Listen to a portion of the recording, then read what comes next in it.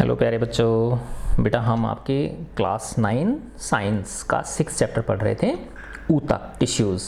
तो इसके first video में हमने ऊतकों के बारे में सामान्य बातें पढ़ी कि भाई जंतुओं के ऊतक जो है ना, एनिमल टिश्यूज़ कैसे होते हैं, प्लांट के टिश्यूज़ जो होते हैं वो कैसे होते हैं।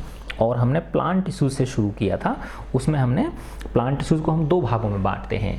पहले होते हैं विभज्योतक, है ना, और फिर होते हैं स्थायी ऊतक। विभज्योतक का मतलब इसको इंग्लिश में बोलते हैं मेरिस्टेमेटिक टिश्यू, है ना, विभाजित होने वाले ऊतक, विभज्योतक। ठीक है, इस वाले वीडियो में हम ये स्थायी ऊतक पढ़ेंगे, है ना, परमानेंट टिश्यूज। बहुत इंटरेस्टिंग है, ये आप एंजॉय करेंगे इसको। तो विभज्योतक द्वारा बनी कोशिकाओं का क्या होता है? ये एक विशिष्ट कार्य करती हैं और विभाजित होने की शक्ति खो देती हैं, जिसके फलस्वरूप वे स्थायी ऊतकों का निर्माण करती हैं। तो ये जो स्थायी ऊतक किस में से बनते हैं? ये विभज्योतक जो होते हैं, मेरिस्टेमेटिक जो टिश्यूज होते हैं, उन्हीं में से ही। तो वो अपना जो विशिष्ट कार्य करने के बाद फिर उनकी जो विभाजित होने की शक्ति है वो खत्म हो जाती है और उसके बाद वो स्थायी ऊतक में कन्वर्ट हो जाते हैं। इस प्रकार एक विशिष्ट कार्य करने के लिए स्थायी रूप और आकार लेने की क्रिया को विभेदीकरण कहते हैं। डिफरेंशिएशन हो जाता है उनका। विभज्योतकों का स्थायी ऊतकों में क्या हो जाता है? डिफरेंशिएशन हो जाता है। विभज्योतक की कोशिकाएं विशिष्टीकृत होकर, स्पेशलाइज्ड होकर विभिन्न प्रकार के स्थायी ऊतकों का विकास करती हैं। ठीक है ना, तो ये स्थायी ऊतक जो है वो मेरिस्टेमेटिक टिश्यूज में से ही बनते हैं। तो अब देखें हम क्रियाकलाप, एक एक्टिविटी करी हमने। एक पौधे के तने को लीजिए, उसका जो तना है, स्टेम, उसको लिया हमने। अपने शिक्षक की सहायता से उसके पतले सेक्शन काटिए। जैसे होता है ना बेटा, खीरा जैसे, इस तरह से एक, जैसे मानो आप ये खीरा है, ठीक है ना, तो इसको यहाँ से ऐसे ये काट दिया, छोटे छोटे स्लाइस काट दिए। तो सारे के सारे स्लाइस इस तरह के बनेंगे, नहीं बनेंगे। और जब इसको ऐसे यूँ प्लेन रख के देखोगे तो ऐसे दिखेगा, फिर ये इस रूप में दिखेगा। ये दिख रहा है ना आपको? तो ऐसा दिखेगा जब अपन को इसको इस तरह से काटेंगे तो, ठीक है ना। तो पतले सेक्शन काटे हमने उसको, तो जब ऊपर से देखेंगे तो इस तरह से दिखेगा। और अगर हम ऐसे काटेंगे इसको, ठीक है ना, तो दूसरे तरीके से इस तरह से, ये तो क्या है, ऊपर से देखने पे लगेगा, है ना। और जब साइड से देखेंगे तो ऐसा दिखेगा ये, ठीक है ना। अब सभी सेक्शन को सैफरनिन से रंजित कर दें। सैफरनिन जो होता है ना बेटा, रंजक जो होती है, ठीक है ना, वो डाल दिया हमने इसके ऊपर, है ना, जिससे कि स्पष्ट दिख जाए उसके जो कोशिका के अंग हैं या विभिन्न प्रकार की जो कोशिकाएं हैं, वो एक तरह से डाई होती है, ये उससे रंजित कर लिया हमने। एक अच्छे कटे हुए सेक्शन को स्लाइड पर रख लिया और उस पर ग्लिसरीन की एक बूंद डाल दी। उसको कवर स्लिप से ढक दिया और स्लाइड का निरीक्षण माइक्रोस्कोप से किया हमने। विभिन्न प्रकार की कोशिकाओं का अध्ययन किया हमने और उनके विन्यास देखे। इनकी तुलना 6.3 चित्र से करी हमने, ठीक है ना। अब नीचे के दिए प्रश्नों पर विचार करें और निरीक्षण के आधार पर इनका उत्तर देते हैं। क्या सभी कोशिकाओं की संरचनाएं समान है? नहीं है, है ना, क्योंकि देखो ये अलग अलग चीजें दिख रही हैं आपको, है ना। ये इस तरह की कोशिकाएं नजर आ रही हैं, ये इस तरह की कोशिकाएं, ये इस तरह की कोशिकाएं हैं। तो ये सारी कोशिकाएं क्या हैं? समान नहीं हैं। तो क्या सभी कोशिकाओं की संरचनाएं समान है? नहीं, इनकी संरचनाएं समान नहीं हैं।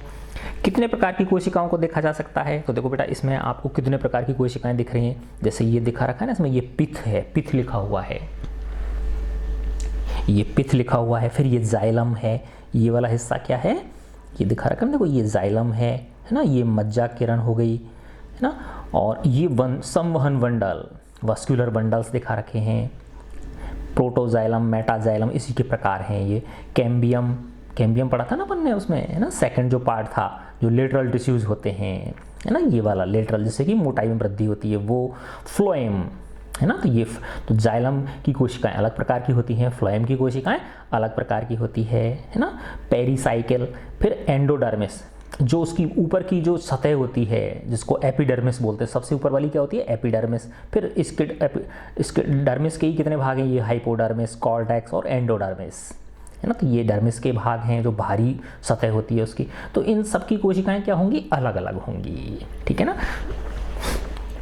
तो कितने प्रकार की कोशिकाओं को देखा जाता है? ये विभिन्न प्रकार की कोशिकाओं को हम देख सकते हैं।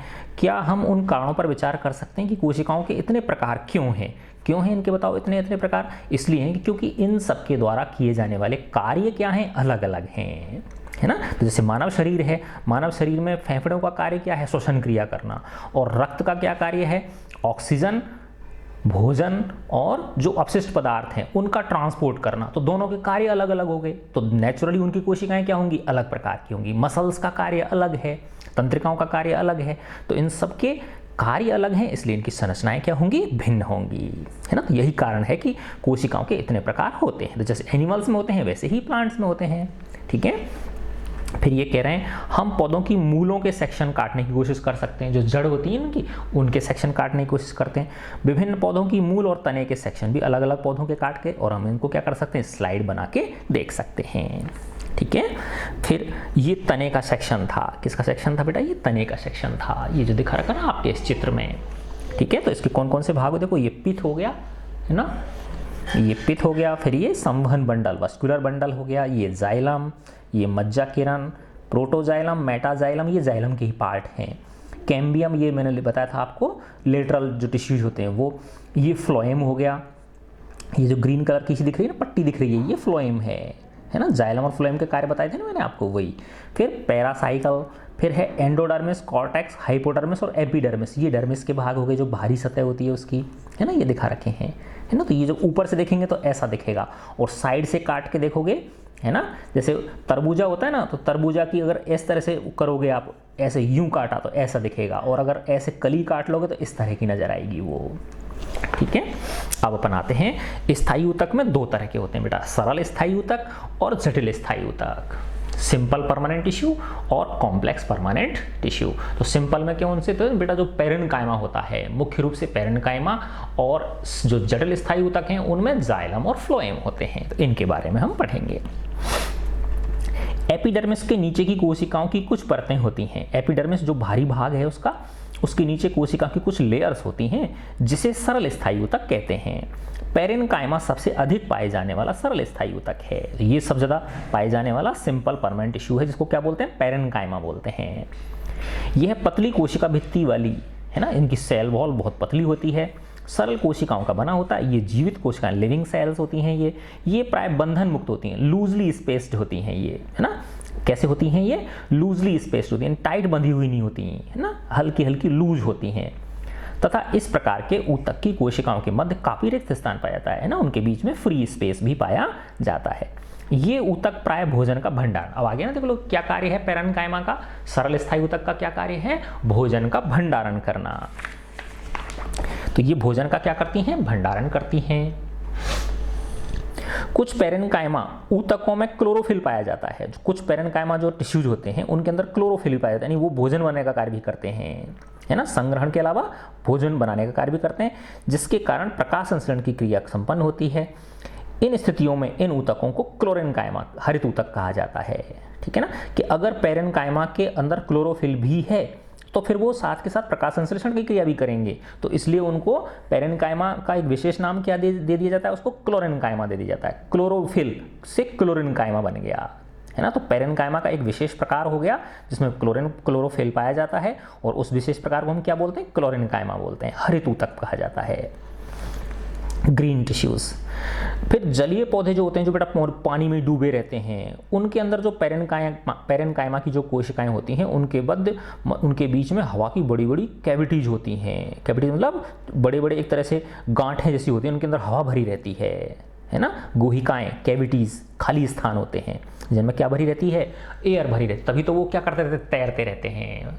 जो जलीय पौधे होते हैं वो क्या होते रहते हैं, तैरते रहते हैं। जैसे देखा होगा ना आपने, जलकुंभी वगैरह होती है तो वो सब क्या होते हैं, तैरते रहते हैं उसके ऊपर, नहीं तो डूब जाने चाहिए, नहीं डूब जाने चाहिए, तो वही क्यों नहीं डूबते वो, क्योंकि उनमें क्या होती हैं, बड़ी बड़ी हवा की गुहिकाएं होती हैं, कैविटीज होती हैं, जिसके कारण ये जल में उतराती हैं मतलब फ्लोटिंग करती रहती, तैरती रहती हैं।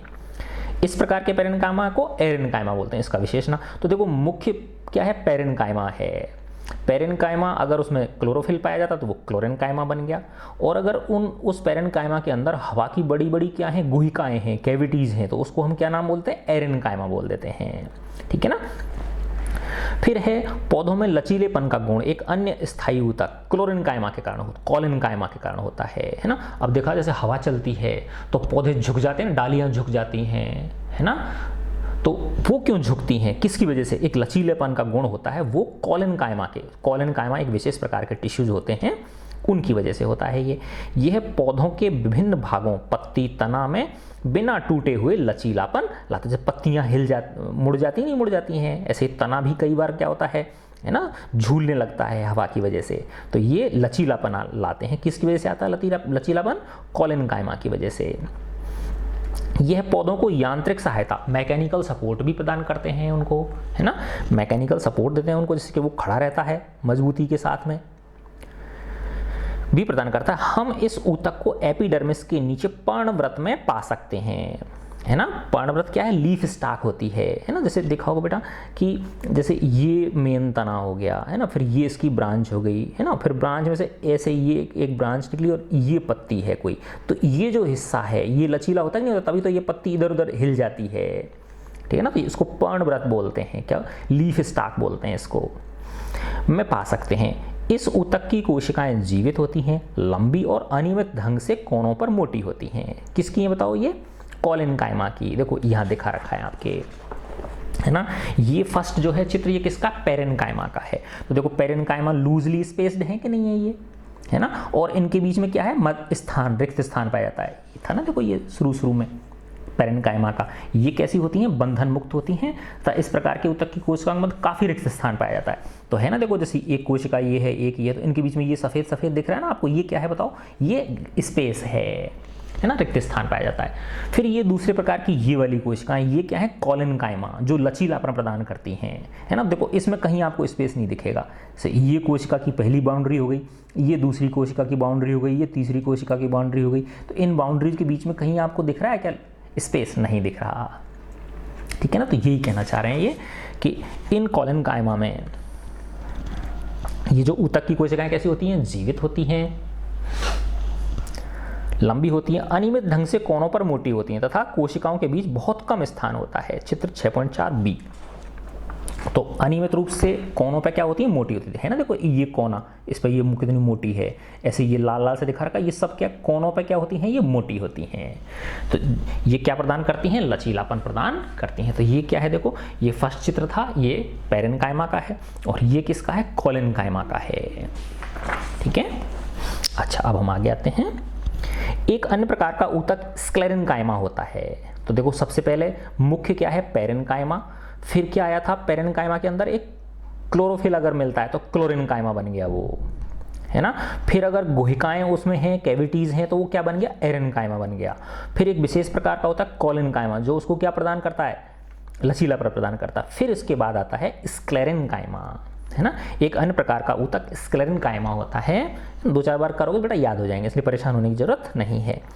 यह ऊतक पौधे को कठोर एवं मजबूत बनाता है।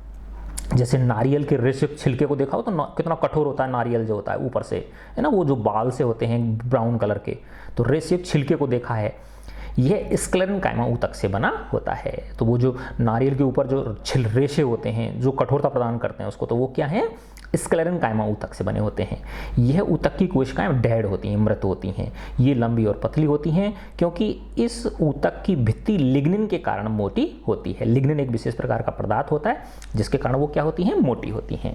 ये भित्तियां, ये जो वॉल हैं, ये प्राय इतनी मोटी होती हैं कि कोशिका के भीतर कोई आंतरिक स्थान नहीं मिलता है ना। चित्र 6.4 सी। तो देखो ये जो चित्र दिखा रखा है ये किसका है? ये स्क्लेरेन्काइमा का है ना। देखो ये किसके चित्र हैं? स्क्लेरेन्काइमा के हैं, है ना। और ये देखो ऊपर से देखोगे तो ऐसा दिखेगा और साइड से देखोगे तो ऐसा दिखेगा। तो बताया ना, इसमें लंबी पतली, है ना, और कोई इनके बीच में स्पेस नहीं होता है ना। संकीर्ण ल्यूमेन और लिमित मोटी, लिमित नहीं है लिग्मित है, ये लिग्मिट है ना, आया था ना इसके अंदर। लिग्निन पाया जाता है, लिग्नित, लिमिट नहीं है, क्या है ये? लिग्नित है, लिग्नित, लिग्न आया था ना इसके अंदर। देखो ये रहा,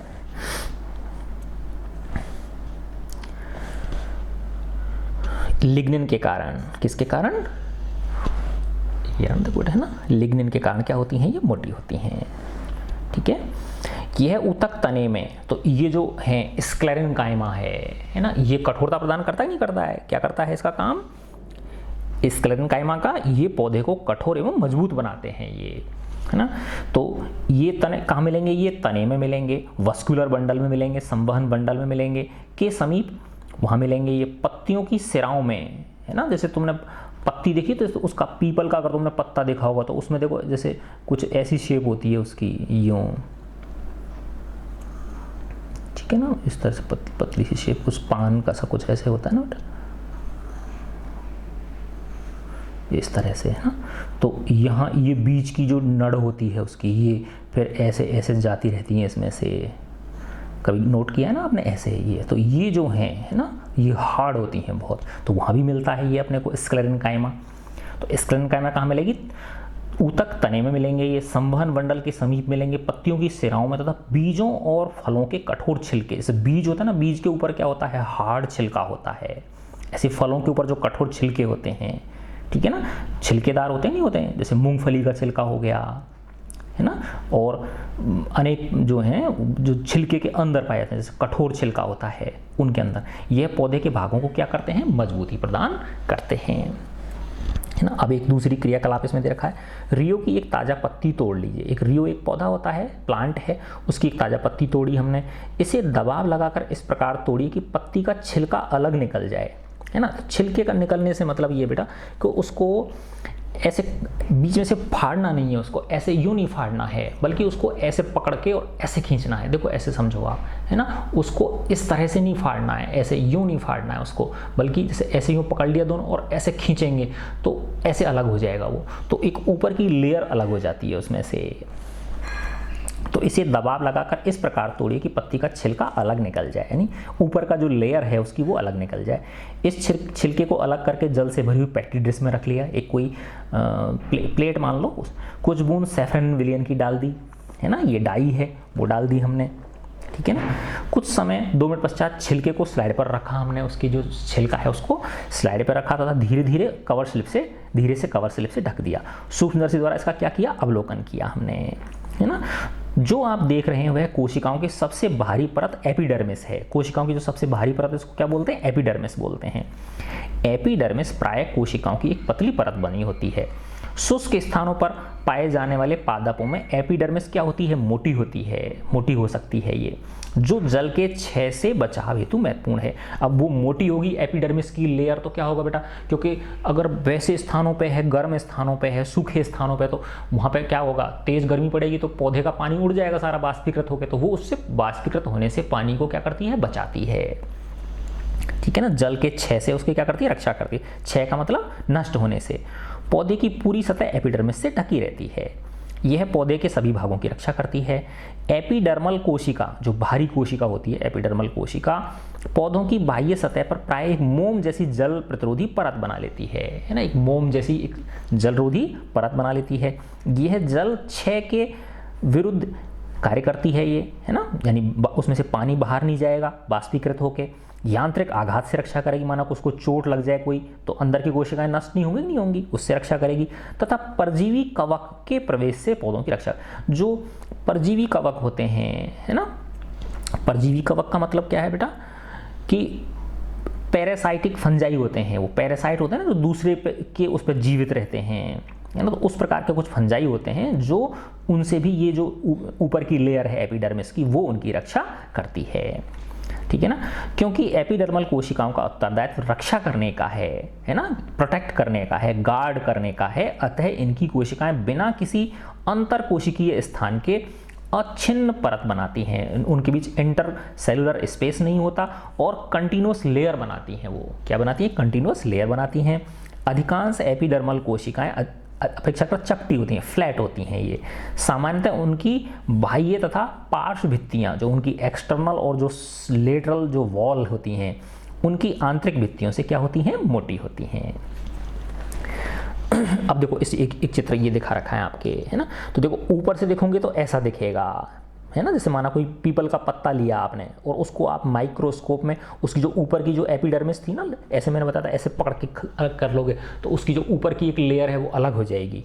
तो जब उसको सूक्ष्मदर्शी में ऊपर से देखोगे तो ऐसा दिखेगा और साइड से देखोगे तो ऐसा दिखेगा। तो ये जो दिख रहे हैं आपको, ये छेद होते हैं, है ना, ये छिद्र हैं, 1 2 3 4 5 जो दिखा रखा ना, छोटे छोटे छिद्र होते हैं। इन्हीं में से जो बाष्पीकरण होता है, समझ रहे हो ना आप, जो गैसों का आदान प्रदान होता है, पानी का जो वाष्पीकरण होता है, वो इन्हीं छिद्रों के द्वारा होता है है ना। तो ये द्वार कोशिकाएं कहलाती हैं। क्या कहलाती हैं? ये द्वार कोशिकाएं तथा एपिडर्मिस कोशिकाएं। पार्श्व दृश्य ये साइड से देखेंगे तो ऐसा दिखेगा, और पृष्ठ दृश्य है ना, सरफेस ऊपर से देखेंगे तो इस तरह का दिखेगा ये, ठीक है ना। तो देखो यहाँ समझा रखा है इसमें। पत्ती की एपिडर्मिस में हम छोटे छोटे छिद्रों को देख सकते हैं। ये छिद्र दिख रहे हैं ना आपको, देखो ये छोटे छोटे 1 2 3 4 ये छिद्र दिख रहे हैं। ऊपर से देखोगे तो ऐसा दिखेगा, और सिंगल छिद्र को जब साइड से देखो तो सिंगल छिद्र ऐसा, ये बड़ा करके दिखाया गया है, ठीक है ना। छोटे छोटे छिद्रों को देख सकते हैं। इन छिद्रों को स्टोमेटा कहते हैं। क्या बोलते हैं बेटा? इन छिद्रों को स्टोमेटा कहते हैं, है ना। चित्र 6.5 में ये दिखा रखे हैं ना, स्टोमेटा है ये। स्टोमेटा 2 वृक्क के आकार की कोशिकाएं घेरे रहती हैं, है ना। तो देखो ये वृक्क किडनी है ना, किडनी की शेप ऐसी होती नहीं होती, ये जैसे ये दिखा रखा है ये। तो ये बीच में देखो ये छोटा सा स्थान दिख रहा है, ये स्टोमेटा हो गया। ये किडनी जैसी शेप इसको क्या करती है? घेरे रहती है ना। तो स्टोमेटा को 2 वृक्क के आकार की कोशिकाएं घेरे रहती हैं, जिन्हें रक्षी कोशिकाएं कहते हैं, गार्ड सेल्स बोलते हैं इनको, है ना। ये कोशिकाएं वायुमंडल से गैसों का आदान प्रदान करने के लिए आवश्यक हैं, है ना। ये गार्ड सेल्स से क्या होता है? गैसों का, क्योंकि गैसों का आदान प्रदान सब किसके माध्यम से? पत्तियों के माध्यम से होता है। पत्तियों में ये छिद्र होते हैं, पोर्स होते हैं, जिनको क्या बोलते हैं? हम स्टोमेटा बोलते हैं, है ना। तो एक तो ये गैसों का आदान प्रदान इन स्टोमेटा के थ्रू ही होता है।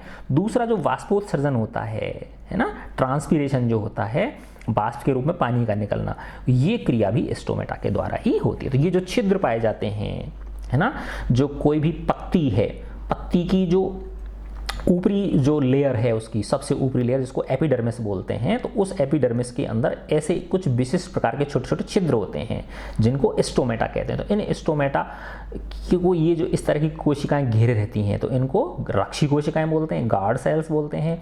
और इन छिद्रों के माध्यम से ही गैसों का आदान प्रदान होता है, प्लस वाष्पोत्सर्जन की क्रिया भी इन्हीं के मध्य से होती है, ठीक है।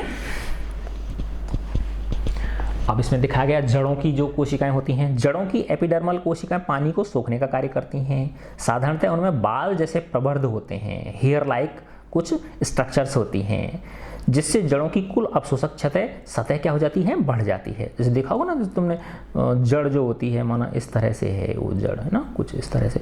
तो इस तरह से बाल जैसे होते हैं उनमें, ठीक है ना, कभी नोट किया है ना आपने? ऐसे ये बाल से होते हैं जड़, है ना। तो बाल जैसे प्रबर्ध होते हैं, हेयर लाइक स्ट्रक्चर्स होती हैं, जिससे क्या होता है? जड़ों की कुल अवशोषक सतह बढ़ जाती है, जिससे उसमें पानी सूखने की क्षमता क्या होती है? बढ़ जाती है। अब है मरुस्थलीय पौधों की जो बाहरी सतह वाले एपिडर्मिस में क्यूटिन, एक जल अवरोधक रासायनिक पदार्थ, क्योंकि मरुस्थल में है तो उसको तो पानी संजो के रखना है, पानी किसी भी माध्यम से उसका नहीं जाना चाहिए, नहीं तो पौधा क्या हो जाएगा? सूख जाएगा, है ना। तो मरुस्थलीय पौधों की बाहरी सतह वाले एपिडर्मिस में क्यूटिन, एक जल अवरोधक रासायनिक पदार्थ पाया जाता है, का लेप होता है। क्या हम इसका कारण सोच सकते हैं? यस, क्योंकि अगर वो लेप नहीं होगा, क्यूटिन का लेप नहीं होगा, तो मरुस्थलीय पौधे का सारा का सारा पानी सूरज की तेज धूप से क्या हो जाएगा? वाष्पीकृत होकर उड़ जाएगा, और पौधा क्या हो जाएगा? मर जाएगा, ठीक है ना, सूख जाएगा पौधा। क्या एक पेड़ की बाहरी शाखा की परत नए तने की बाह्य परत से भिन्न होती है? यस, है ना, क्योंकि तुमने देखा होगा जो पेड़ की सतह तो बहुत खुरदुरी होती नहीं होती, बाहरी वाली, है ना। और अगर किसी टहनी की सतह को देखोगे तो इतनी खुरदुरी वो नहीं होगी, ठीक है ना। जैसे जैसे वृक्ष की आयु बढ़ती है ना, तो जैसे जैसे प्लांट की एज बढ़ती जाती है, उसके बाह्य सुरक्षात्मक ऊतकों में कुछ परिवर्तन होता है। द्वितीयक विभज्योतक, जो सेकेंडरी मेरिस्टेम्स जो होते हैं, उनकी एक पट्टी जो कॉर्टेक्स में होती है, से कॉर्क नामक कोशिकाओं की परतों को बनाते। कॉर्क हमने शुरू में पढ़ा था ना, आपको याद करो, जो सेल वाला चैप्टर था, उसमें शुरू में जो वैज्ञानिक था उसने कॉर्क की कोशिकाएं को देखा था, सूक्ष्मदर्शी से देखा था उसने। तो जो बाहर की लेयर होती है ना, उसको कॉर्क बोलते हैं। इन छालों की कोशिकाएं मृत होती है, डेड सेल्स होती हैं, आया था ना शुरू में ये, है ना। जो कॉर्क जो होती है वो क्या होती है? डेड सेल्स होती हैं पौधे की। ये बिना अंतर कोशिकीय स्थानों के व्यवस्थित, इनमें कोई इंटरसेल्युलर स्पेस नहीं होता है। इनकी भित्ति पर सुब्रिन नामक पदार्थ होता है, जो इनकी वॉल होती है उस पर सुब्रिन नामक पदार्थ होता है, जो इन छालों को पानी और हवा के लिए अभेद्य बनाता है। पानी और हवा से ये, है ना, क्योंकि देखो बेटा, अब पौधे तो धूप में उसमें खड़े रहते हैं ना, बिल्कुल ओपन में खड़े रहते हैं, उनके ऊपर बरसात का पानी भी गिरता है ना, उसके ऊपर हवा भी आती है, धूप भी आती है, तो वो उसको क्या बनाती हैं? अभेद्य बनाती हैं, है ना। तो ये बाहर की जो वातावरणीय चीज़ें हैं वो पौधे को प्रभावित नहीं कर पाती हैं, है ना। तो ये रक्षी ऊतक दिखा रखे हैं, ये छाल कोशिकाएं इस तरह की होती हैं, ये फटी हुई एपिडर्मिस, तो ऐसे क्रैक आ जाते हैं, तो बाहर की जो छाल होती है उसकी बार्क जो होती है पौधे की, तो इस तरह से क्रैक से आ जाते हैं उसके अंदर, तो फटी हुई एपिडर्मिस। एपिडर्मिस मतलब क्या होता है, बाहर की लेयर जो है ना, और ये छाल की क्या है, कोशिकाएं हैं ना, कॉर्क जिसको बोलते हैं हम। तो ये हमारा क्या हो गया, सिंपल परमानेंट टिश्यू हो गया। अब इसके बाद आते हैं हम जटिल स्थायी ऊतक, कॉम्प्लेक्स परमानेंट टिश्यू। इसके अंदर दो चीजें हैं, एक है जाइलम और दूसरा है फ्लोएम। ठीक है, तो अब तक हम एक ही प्रकार की कोशिकाओं से बने हुए भिन्न भिन्न प्रकार के ऊतकों पर विचार कर रहे थे, है ना। जैसे पेरेन्काइमा देखा हमने, है ना, फिर हमने कौन सा देखा था, क्लोरोफिल वाला क्लोरेन्काइमा देखा, फिर एरेन्काइमा देखा, फिर स्क्लेरेन्काइमा देखा। ठीक है ना, तो ये सब क्या थे, एक ही प्रकार की कोशिकाएं थी, है ना। अब कुछ जटिल जो होते हैं उनमें अलग अलग प्रकार की कोशिकाओं से मिलकर ऊतक बनता है, जैसे जाइलम और फ्लोएम। ठीक है, जो एक ही तरह के दिखाई देते, अभी जो तक जो पढ़ा वो तो क्या थे, एक ही तरह के दिखाई दे रहे थे हमको। ठीक है, ऐसे ऊतकों को साधारण स्थायी ऊतक, तो अभी तक जो पढ़े थे वो कैसे थे, सिंपल परमानेंट टिश्यू थे। अन्य प्रकार के स्थायी ऊतक को जटिल ऊतक कहते हैं, और जो दूसरे प्रकार के स्थायी ऊतक हैं उनको क्या बोलते हैं, कॉम्प्लेक्स टिश्यूज बोलते हैं, कॉम्प्लेक्स परमानेंट टिश्यू बोलते हैं। जटिल ऊतक एक से अधिक प्रकार की कोशिकाओं से मिलकर बने होते हैं। आगे ना देख लो, जो सिंपल परमानेंट टिश्यू हैं वो तो क्या होते हैं, एक ही प्रकार की कोशिकाओं से बने होते हैं, लेकिन ये जो जटिल ऊतक हैं ये एक से अधिक प्रकार की कोशिकाओं से बने होते हैं, और ये सभी एक साथ मिलकर एक इकाई की तरह कार्य करते हैं, है ना। जैसे ये जाइलम का बताया था ना मैंने शुरू में, तो जाइलम के अंदर ट्रैकीड्स होते हैं, वाहिकाएं होती हैं, जाइलम पेरेन्काइमा होता है। तो ये कोशिकाएं तो अलग अलग प्रकार की, लेकिन ये बनाती क्या है, एक ही टिश्यू बनाती हैं, जिसको क्या बोलते हैं हम, जाइलम टिश्यू बोलते हैं, क्योंकि कार्य एक है इनका। ठीक है, और ये सभी एक साथ मिलकर एक इकाई की तरह कार्य करते हैं। जाइलम और फ्लोएम इसी प्रकार के जटिल ऊतकों के उदाहरण हैं, जाइलम और फ्लोएम। इन दोनों को संवहन ऊतक कहते हैं। क्या बोलते हैं इनको हम, संवहन ऊतक भी इनको बोलते हैं। संवहन ऊतक मतलब कंडक्टिंग टिश्यू, क्या है, कंडक्टिंग टिश्यू भी इनको हम बोलते हैं। संवहन ऊतक जटिल पौधों की एक विशेषता होती है। जो जटिल पौधे होते हैं जो कि उनको स्थलीय वातावरण में रहने के अनुकूल बना, जो टेरेस्ट्रियल एनवायरनमेंट है उसमें रहने के लिए क्या बनाते हैं, उनको अनुकूल बनाते हैं। 6.3 में ये जो नीचे वाला 6.3 में तने का एक भाग दिखाया गया है, शुरू का चित्र था ना आपका 6.3, ये वाला ये था ना 6.3, इसमें एक तने का सेक्शन दिखाया गया ना ये, तो इसके अंदर जाइलम ढूंढो, ये रहा देखो, ये जाइलम लिखा हुआ है ना, ये जाइलम है ना, तो जाइलम देखो ये रहा है ना, ये क्या है, जाइलम है। ठीक है ना, और फ्लोएम ढूंढो, ये जो ये हरे कलर की पट्टी है ये क्या है, फ्लोएम है। ठीक है, तो चित्र 6.3 में तने का एक भाग दिखाया गया है। क्या हम संवहन मंडल में मौजूद विभिन्न प्रकार की कोशिकाओं को देख सकते हैं, तो उसमें दिखा रखी है ना, जाइलम की अलग दिखा रखी है, फ्लोएम की अलग दिखा रखी हैं, वस्कुलर बंडल अलग दिखा रखे हैं, है ना। अब देखो जाइलम में ये होती है बेटा ट्रैकीड, जिसको वाहिनिका बोलते हैं, ट्रैकीड वाहिनिका, फिर है वाहिका, फिर है जाइलम पेरेन्काइमा, और जाइलम फाइबर रेसे से मिलके बना होता। तो इस जाइलम के अंदर 4 प्रकार की कोशिकाएं हो गई। कितने हो गई, 4 प्रकार की कोशिकाएं हो गई। तो इसमें देखो 3 ही दिखा रखी हैं आपके, ये ट्रैकीड हो गई, ये क्या है, ट्रैकीड, जिसको वाहिनिका बोलते हैं, ये वाहिका। ठीक है ना, वाहिका को इंग्लिश में वेसल्स बोलते हैं। तो ये तो हो गया ट्रैकीड्स और ये हो गया वेसल्स। ठीक है, और ये जाइलम पेरेन्काइमा हो गया, है ना। तो जो नेचुरली जो जाइलम है वो ट्रैकीड, फिर वाहिका, जाइलम पेरेन्काइमा और जाइलम फाइबर रेसे, है ना, इनसे मिलकर बना होता है। तो जाइलम के कितने पार्ट हो गए, 4 पार्ट हो गए। ट्रैकीड एवं वाहिका की कोशिका भित्ति मोटी होती है। जो ट्रैकीड है और जो वाहिकाएं हैं, ये जो ट्रैकीड और वेसल्स जो हैं, है ना, इनकी बात हो रही है, तो इनकी जो भित्ति होती है, कोशिका भित्ति, वो मोटी होती है, जो सेल वॉल होती है वो मोटी होती है, और इसमें कई परिपक्व कोशिकाएं मृत होती हैं, कई जो मैच्योर सेल्स होती हैं वो डेड सेल्स के रूप में रहती हैं। ट्रैकीड और वाहिकाओं की संरचना नलिकाकार होती है। तो ये जो ट्रैकीड है, वाहिनिका और जो वाहिका है, इनकी संरचना कैसी है, नलिकाकार है कि नहीं है, क्योंकि इन्हीं के माध्यम से पौधों में क्या जाएंगे, बताओ। जाइलम का क्या कार्य है, मिट्टी के अंदर से जल और खनिज लवणों को अवशोषित करके पौधे के विभिन्न भागों तक पहुंचाना। तो इन ट्यूब्स के माध्यम से ही वो नीचे से ऊपर बढ़ता जाता है, ऊपर खिसकता जाता है। समझ गए ना बात। तो ट्रैकीड और वाहिकाओं की संरचना कैसी होती है ना? ट्रैकीड और वाहिकाओं की संरचना नलिकाकार होती है, ट्यूबुलर होती है। इनके द्वारा पानी और खनिज लवण का ऊर्ध्वाधर संवहन होता है, वर्टिकल ट्रांसपोर्ट होता है। पैरेन्काइमा भोजन का संग्रह करता है, और जो ये जाइलम पैरेन्काइमा है ये क्या करता है? भोजन का संग्रह करता है, भोजन का संग्रह करता तथा जाइलम फाइबर रे से मुख्यतः सहारा देने का कार्य करते हैं। और जो जाइलम फाइबर्स हैं वो क्या करते हैं? सपोर्ट देने का कार्य करते हैं। फ्लोएम 5 प्रकार के है ना, तो देखो जाइलम का देख लिया, जाइलम कितने प्रकार का था? 4 प्रकार का, है ना बात समझ में? जाइलम कितने प्रकार का था? 4 प्रकार का। तो एक तो ट्रैकीड हो गया, दूसरा वाहिका हो गई, तीसरा जाइलम पैरेन्काइमा और जाइलम फाइबर्स, जाइलम रेशे। अब फ्लोएम की बात अगर हम करते हैं तो फ्लोएम में 5 प्रकार के अवयव मिलेंगे हमें। कितने प्रकार के? 5 प्रकार के अवयव मिलते हैं इसमें। पहला है चालनी कोशिकाएं, है ना, सीव सेल्स, सीव सेल्स। चालनी कोशिकाओं को क्या बोलते हैं? सीव सेल, SIEVE, चालनी, SIEVE। जो चालनी होती है ना, छानने के जो कार्य आती है, घर में देखा होगा ना, रसोई में जो होती है, कोई भी चीज़ दाल वगैरह छानते हैं, ठीक है ना, जैसे इस तरह की शेप होती नहीं होती उसकी, चालनी की कुछ ऐसी होती है यूँ, और फिर इसमें छिद्र होते हैं, क्या होते हैं इसके अंदर? छिद्र से होते हैं, ठीक है ना, तो ये छानने के काम आती है, तो इसलिए इसको सीव सेल्स हो गई ये। फिर है चालिकी नलिका, सीव ट्यूब्स। फिर है साथी कोशिकाएं, कंपेनियन सेल्स। साथी कोशिकाएं क्या हो गया? कंपेनियन सेल्स, तो ये थर्ड पार्ट हो गया। फिर है फ्लोएम पैरेन्काइमा, फ्लोएम पैरेन्काइमा, जैसे जाइलम पैरेन्काइमा था वैसे ही फ्लोएम पैरेन्काइमा हो गया, और जिस तरह से जाइलम रेसे थे वैसे ही फ्लोएम रेसे हो गए, जो कि सहारा देने का कार्य करते हैं। तो देखो फ्लोएम के कितने भाग हो गए? 5 भाग। जाइलम के कितने भाग थे? 4 भाग। जाइलम के कौन कौन से? देखो ट्रैकीड, ट्रैकीड का मतलब वाहिनिका।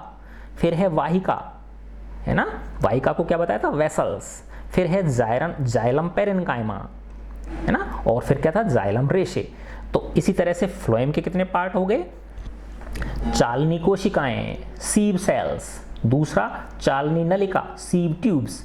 तीसरा साथी कोशिकाएं, कंपेनियन सेल्स। चौथी फ्लोएम पैरेन्काइमा, और 5वीं फ्लोएम रेसे, फ्लोएम फाइबर्स से मिलके बना होता है। चित्र 6.7D इसमें दिखा रखा, देखो यहाँ दिख जाएगा आपको, है ना। ये जो है, ये देखो, ये बीच की जो जगह है, खाली जगह है ना। फ्लोएम का क्या कार्य बताया था मैंने, याद करो। फ्लोएम का क्या कार्य बेटा? कि जो भोजन बनता है वो कहाँ बनता है? पौधे का पत्तियों में बनता है। उस पत्तियों के द्वारा बनाए हुए भोजन को पौधे के अन्य शेष भागों तक पहुंचाने का कार्य जो करती हैं, तो ये विशेष प्रकार की कोशिकाएं होती हैं जो मिलके क्या बना लेती हैं? एक संवहन ऊतक बनाती हैं, जिसको फ्लोएम बोलते हैं हम, है ना। तो इसके अंदर ये जो बीच की खाली जगह है, जिसमें ये चढ़ता हुआ दिख रहा है ना, दिख रहा है, ये आवागमन होता हुआ दिख रहा था, ये क्या हो गया? चालनी नलिका हो गई, ठीक है ना। ये बीच की ये क्या है? ये हो गई चालनी नलिका, एक ये चालनी नलिका। फिर इसके बाद में ये दिखा रखा है आपको फ्लोएम पैरेन्काइमा, ये दिखा रखा है ना, देखो ये ग्रीन कलर का सा, तो ये फ्लोएम पैरेन्काइमा हो गया।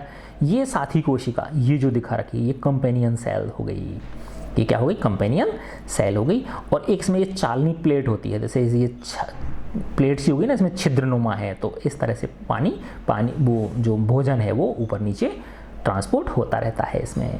तो ये किसके? फ्लोएम का सेक्शन हो गया। तो फ्लोएम को अगर ऐसे काट के देखेंगे, यूँ खड़ा काटेंगे तो ऐसा दिखेगा। ऊपर के चित्र नहीं लिया है ये कैसे लिया हुआ है? इस तरह से काटा हुआ लिया है, ठीक है ना। एक तो होता है इस तरह से काट के लेते हैं हम, ठीक है ना, वो नहीं है ये कैसे काटा है? ऊपर से नीचे ऐसे यूँ खड़ा काटा है उसको।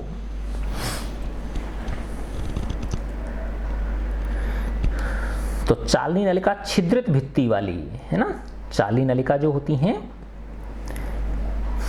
सीव ट्यूब्स जिनको बोला है हमने, है ना, चालनी नलिका छिद्रित भित्ति वाली, इनकी जो वॉल होती है वो कैसी होती है? पोरस होती है, छिद्रित होती है ना, छिद्रित भित्ति वाली। तथा नलिकाकार कोशिका होती हैं, ट्यूबुलर सेल्स होती हैं ये। फ्लोएम पत्तियों से भोजन को, देखा रखा नहीं, वही देख लो, ये फ्लोएम क्या करता है? पत्तियों से भोजन को पौधों के विभिन्न भागों तक पहुंचाता है। फ्लोएम रेसों को छोड़कर फ्लोएम कोशिकाएं जीवित कोशिकाएं होती हैं। तो ये जो 4 प्रकार की हैं, सिर्फ आप फ्लोएम फाइबर्स को छोड़ दो, बाकी सब कैसी हैं? लिविंग सेल्स हैं। बाकी सेल्स कैसी हैं? सारी की सारी लिविंग सेल्स हैं, ठीक है बच्चों।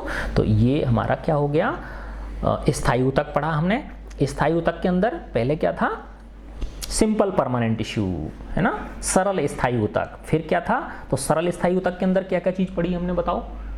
सरल स्थायी ऊतक के अंदर पेरेन्काइमा, है ना, देखो यहाँ पे शुरू में, ठीक है ना। देखो यहाँ से पढ़ना शुरू किया था ना अपन ने, स्थायी ऊतक से, परमानेंट टिश्यू से। तो पहले इसका वर्णन किया था हमने, है ना। तो इसके अंदर विभिन्न प्रकार की कोशिकाएं देखी हमने, जैसे ये पिथ है, जाइलम, है ना, संवहन मंडल, फिर जाइलम के पार्ट, प्रोटोजाइलम, मेटाजाइलम, कैम्बियम, फिर फ्लोएम हो गया, पेरीसाइकिल, फिर एंडोडर्मिस के हैं ये 1 2 3 4 ये पार्ट हो गए, क्यूटिकल, फिर म्यूसिलैग्निस कैनाल ये है, फिर ये ट्राइकोम है। इस तरह की संरचनाएं होती हैं, है ना। फिर हमने देखा इसको कितने भागों में बांट दिया हमने, स्थायी ऊतक को 2 भागों में, एक सरल स्थायी ऊतक सिंपल परमानेंट टिश्यू और दूसरा जटिल स्थायी ऊतक। तो सिंपल परमानेंट टिश्यू में सबसे पहले क्या आता है, पेरेन्काइमा आता है। क्या आता है बेटा इसके अंदर, पेरेन्काइमा आता है। पेरेन्काइमा के अंदर फिर हमने देखा जिनमें क्लोरोफिल पाया जाता है, जिनमें क्या होता है, क्लोरोफिल पाया जाता है, वो उनको क्या बोलते हैं, उनको क्लोरेन्काइमा बोल देते हैं। फिर जो जलीय पौधे होते हैं उनकी हवा की कैविटीज होती हैं, इसलिए उसको क्या बोल देते हैं हम, एरेन्काइमा बोल देते हैं। फिर लचीलेपन के लिए एक विशेष प्रकार का कोलेन्काइमा होता है ना, ये कोलेन्काइमा जो उसको लचीलापन प्रदान करता है। और फिर एक कठोरता और मजबूती जो प्रदान करता है, पौधे को कठोरता और मजबूती प्रदान करने का काम एक विशेष प्रकार का ऊतक होते हैं जिनको स्क्लेरेन्काइमा होते हैं। इन सब के अंदर जितने भी ये पेरेन्काइमा देखे हमने, इन सब के अंदर एक ही प्रकार की कोशिकाएं होती हैं। क्या होती हैं बेटा, इनके अंदर सबके अंदर एक ही प्रकार की कोशिकाएं होती हैं, है ना। लेकिन जो परमानेंट टिश्यू होते हैं, है ना, इसके बाद जो जटिल स्थायी ऊतक है, इनमें विभिन्न प्रकार की कोशिकाएं होती हैं। जैसे अभी हमने जाइलम का देखा था ना, जाइलम के कितने पार्ट थे, 4 प्रकार की कोशिकाएं पाई जाती हैं, है ना। ट्रैकीड था, फिर वाहिका था, फिर जाइलम पेरेन्काइमा, है ना। तो ये देखो 4 प्रकार की जाइलम की कोशिकाएं हो गई, और फ्लोएम की कितने प्रकार की कोशिकाएं हो गई, 5 प्रकार की कोशिकाएं हो गई। तो ये जो इस जटिल स्थायी ऊतक होते हैं, ये विभिन्न प्रकार की कोशिकाओं से मिलकर बनते हैं, लेकिन इनका कार्य सबका एक होता है, ठीक है ना, मिलके किसी कार्य को अंजाम देती हैं ये, ठीक है। तो ये बहुत अच्छा लगा होगा आपको, मैं आशा करता हूँ। अब इसके बाद आते हैं अपन जंतु ऊतक, एनिमल टिश्यूज, है ना। अब देखो बेटा, जंतु के अंदर किस प्रकार के, देखो ये दिखा रखा है आपको कि जो हमारी त्वचा है ना, ये भी एक विशेष प्रकार के ऊतकों से बनी होती है ना। ऐसे ही मांसपेशियां, मैंने शुरू में जो जिक्र किया था आपको, मांसपेशियां जो मसल्स हैं वो भी एक विशेष प्रकार की कोशिकाओं से मिलकर बनी, तो वो क्या बन गए, वो मस्कुलर टिश्यू हो गए, वो, है ना, पेशी ऊतक बन गया, ठीक है ना। फिर इसके बाद देखा हमने जो ब्लड सेल्स होती हैं, है ना, तो वो रक्त जो है वो एक प्रकार का कैसा है, कनेक्टिंग टिश्यू है, वो संयोजी ऊतक है।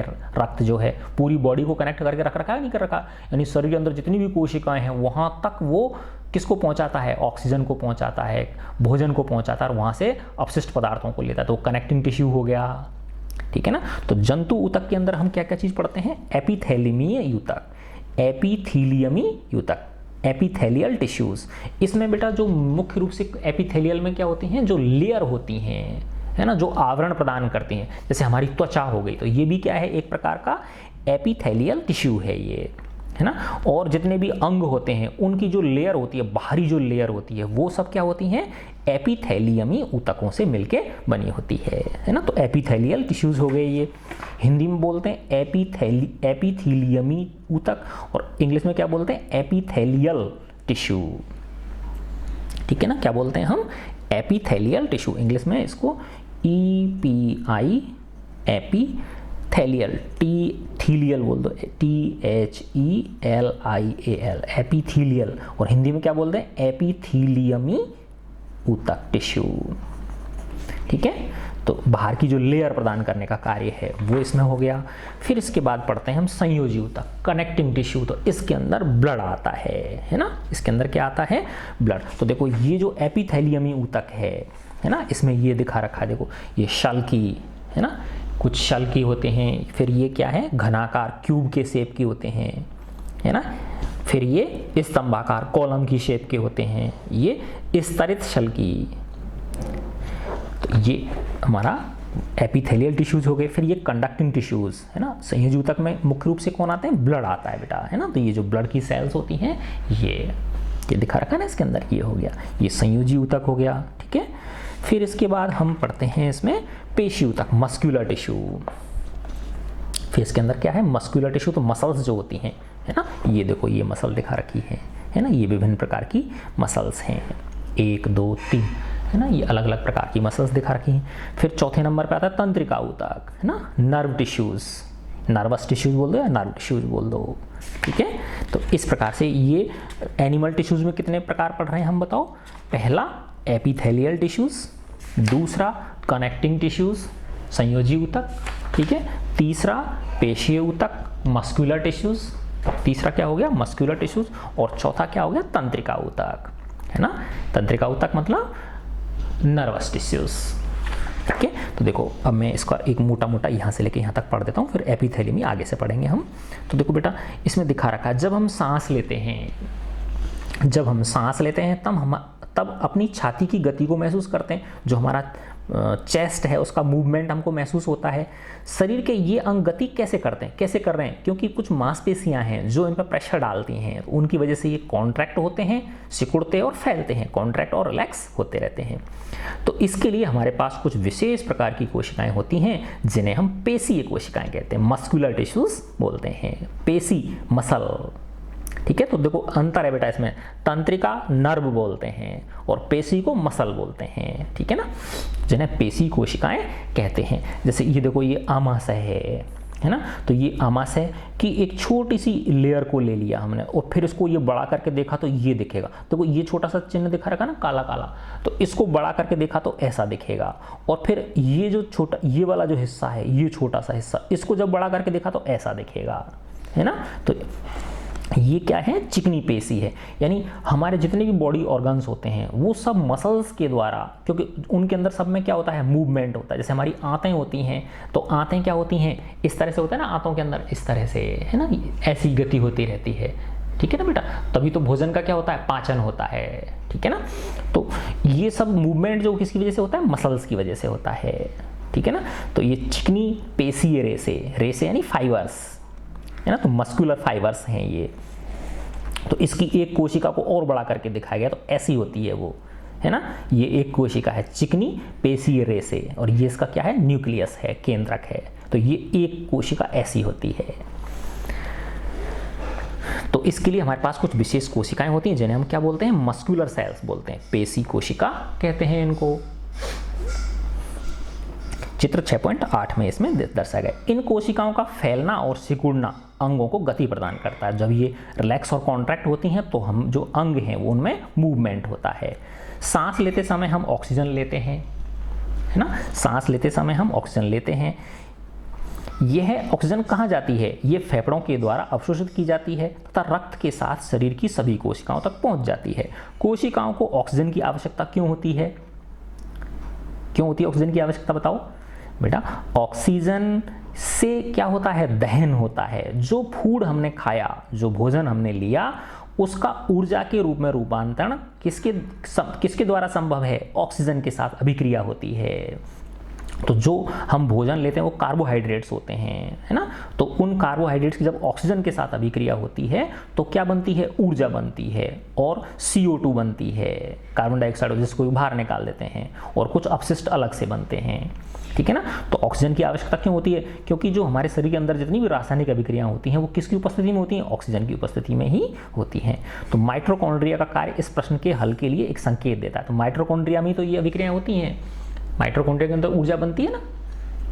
जो भोजन हम खाते हैं वो ऊर्जा के रूप में रूपांतरित किस में होता है, माइटोकॉन्ड्रिया के अंदर ही होता है, जिसके बारे में पहले पढ़ चुके हैं। रक्त अपने साथ विभिन्न पदार्थों को शरीर में एक स्थान से दूसरे स्थान तक ट्रांसपोर्ट करता है। उदाहरण के लिए यह भोजन और ऑक्सीजन को सभी कोशिकाओं तक पहुंचाता है। जो रक्त है वो क्या करता है, भोजन को और ऑक्सीजन को शरीर की प्रत्येक कोशिका तक पहुंचाता है, और यह शरीर के सभी भागों से अपशिष्ट पदार्थों को एकत्रित कर, है ना, जो वेस्ट मटेरियल है उसको कलेक्ट करके ये किसको पहुंचाता है, लीवर को, यकृत को देता है, और किडनीज को देता है, वृक्क को देता है ना। और फिर वहां तक किसके लिए पहुंचाता है, उत्सर्जन, वहां से क्या होता है, इनको साफ करके इनका एक्सक्रीशन हो जाता है, बाहर निकाल दिया जाता है। तो ये सब रक्त का कार्य हो गया। तो रक्त एक विशेष प्रकार का ऊतक हो गया। रक्त और पेशियां दोनों ही हमारे शरीर में पाए जाने वाले ऊतकों के उदाहरण हैं, है ना। तो रक्त भी एक प्रकार का ऊतक है, पेशियां जो है मसल्स हैं वो भी क्या है, एक प्रकार का ऊतक है। उनके कार्य के आधार पर हम विभिन्न प्रकार के जंतु ऊतकों के बारे में विचार कर सकते हैं, जैसे कि एपिथेलियमी ऊतक, एपिथेलियल टिश्यूज, संयोजी ऊतक, कनेक्टिंग टिश्यूज, पेशीय ऊतक, मस्कुलर टिश्यूज तथा तंत्रिका ऊतक, नर्वस टिश्यूज। रक्त संयोजी ऊतक का एक प्रकार है तथा पेशीय ऊतक का। तो संयोजी ऊतक का रक्त और भी है, कई प्रकार के संयोजी ऊतक हैं, लेकिन रक्त उसका एक प्रकार है। ऐसे ही जो पेशी जो है ना, मसल जो है वो मस्कुलर टिश्यू का क्या है, एक उदाहरण है ना। तो अब बेटा देखो ये 4 प्रकार के जो हैं आपके, इनको हम इस पार्ट का जो 3rd वीडियो होगा उसमें पूरा करेंगे। एपिथेलियल टिश्यू, कनेक्टिंग टिश्यू, संयोजी ऊतक और पेशी ऊतक, मस्कुलर टिश्यू और तंत्रिका ऊतक यानी नर्वस टिश्यू, है ना। तो मैं आशा करता हूँ आप एंजॉय कर रहे होंगे। ठीक है बच्चों, गॉड ब्लेस यू ऑल।